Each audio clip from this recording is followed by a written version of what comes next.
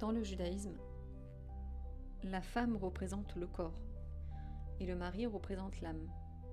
En effet, les deux vont fusionner toute une vie pour faire la volonté de Dieu. Ils vont fusionner, mais ils vont rester totalement avec leur nature profonde. La preuve, c'est que l'âme reste totalement spirituelle et que le corps, lui, reste totalement matériel. Mais en accomplissant la volonté de Dieu à travers les commandements et l'étude de la Torah, alors le corps devient un réceptacle de la lumière infinie de Dieu, de l'âme. L'âme a une source qui est plus basse que celle du corps. L'âme vient du monde de la réparation, le Olam Hatikun, tandis que le corps, lui, vient du Olam Hatou, le monde de la brisure, là où il y a énormément de lumière. Est-ce que tu sais qu'à la Géoula, à la délivrance finale, les rôles vont s'interchanger? C'est-à-dire que jusqu'à aujourd'hui, c'est l'âme qui vitalise le corps. On a besoin d'une âme pour vitaliser un corps. Tandis qu'à la délivrance, le corps va dévoiler son réel niveau.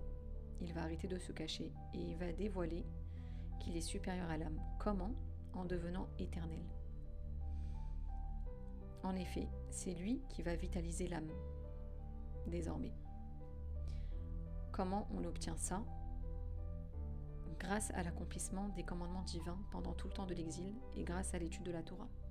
Tout le travail qui a été fait par le peuple juif tout au long de l'exil, alors ça va être sa récompense.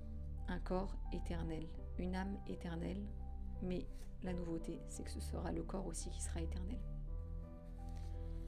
Dans le judaïsme, le corps est tellement précieux qu'on le voit dans chaque facette de notre pratique. On le voit à travers la tsniout, la pudeur vestimentaire. On apprend à le respecter. On n'a pas le droit d'en faire ce qu'on veut. On ne peut pas se tatouer ou se percer. On ne peut pas non plus, pour un garçon, s'enfermer avec une femme, ni une femme s'enfermer avec un garçon. On ne peut pas s'habiller comme on veut, c'est-à-dire on nous apprend à respecter notre corps, à s'habiller modeste, telle une princesse du peuple juif. Pareil pour les hommes, ils ont aussi des lois de tsniout. Le corps est tellement précieux qu'aujourd'hui on doit le préparer à la venue de la délivrance finale. Comment?